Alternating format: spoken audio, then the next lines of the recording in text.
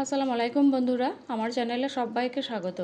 আজকে আমি ডিম পোস্ত রেসিপি করে দেখাবো। তো আমরা বাঙালিরা সবাই ডিম খেতে পছন্দ করি, তার সঙ্গে যদি থাকে পোস্ত তাহলে তার কোনো কথাই নেই। তো আজকে আমার রেসিপি ডিম পোস্ত। আমি এখানে প্রথমে 4টে ডিম সেদ্ধ করে খোসা ছাড়িয়ে এই ডিমগুলোকে আমি ভেজে নেব। এখানে তার জন্য দিয়ে দিয়েছি আমি 2 টেবিল চামচ সরষের তেল দিয়ে ডিমগুলোকে ভেজে নেব।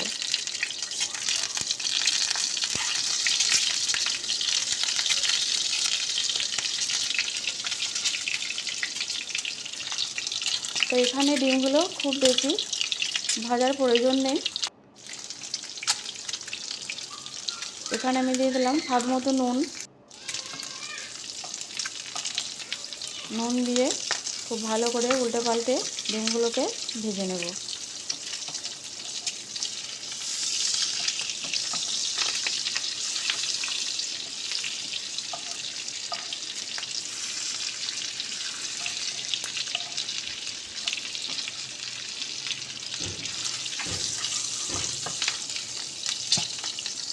তো ডিমগুলো আমার ভাজা হয়ে গেছে, সব ডিমগুলো আমি তুলে নিয়েছি।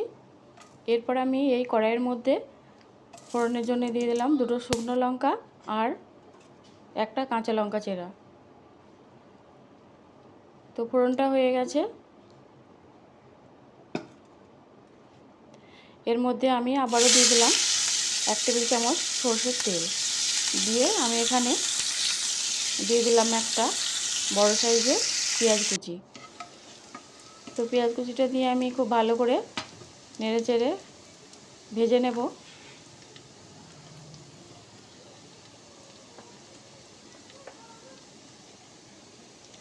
এরপর এখানে আমি দিয়ে দিলাম 1/2 চামচ লঙ্কা গুঁড়ো আর 1/2 চামচ হলুদ গুঁড়ো। এখানে আমি লঙ্কা গুঁড়োটা কমই দিয়েছি, কারণ এর মধ্যে শুকনো লঙ্কা কাঁচা লঙ্কা দেওয়া আছে। আর এরপর আমি এখানে দিয়ে দিলাম 1/2 চামচ কাশ্মীরি লঙ্কা গুঁড়ো দিয়ে এগুলোকে খুব ভালো করে নেড়ে চেড়ে ভেজে নেব।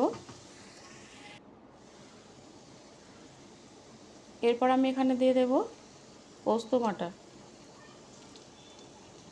আমি এখানে 4টে ডিম নিয়েছি আর এখানে আমি নিয়েছি 5 চামচ পোস্ত। তো পোস্তটা দিয়ে এভাবে খুব ভালো করে নেড়ে চেড়ে মিশিয়ে নেব।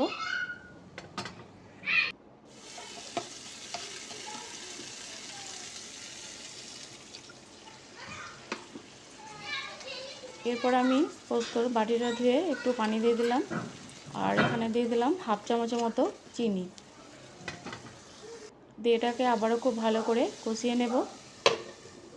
এটাকে আমি ঢাকনা দিয়ে দেবো 2 মিনিটের মতো। তো ঢাকনা তুলে আমি এতে দিয়ে দিলাম 1/2 বাটির মতো পানি দিয়ে এটাকে আবারও খুব ভালো করে নেড়ে চেড়ে সঙ্গে মিশিয়ে নেব। তো এটাকে আমি আবারও ফুটতে দেব। তো ঢাকনা দিয়ে দিলাম। তো এটা আমার ফুটে গেছে, দেখুন। এরপর আমি এর মধ্যে দিয়ে দিলাম 2টো কাঁচা লঙ্কা চেরা আর দিয়ে দেব ভেজে রাখা ডিমগুলো।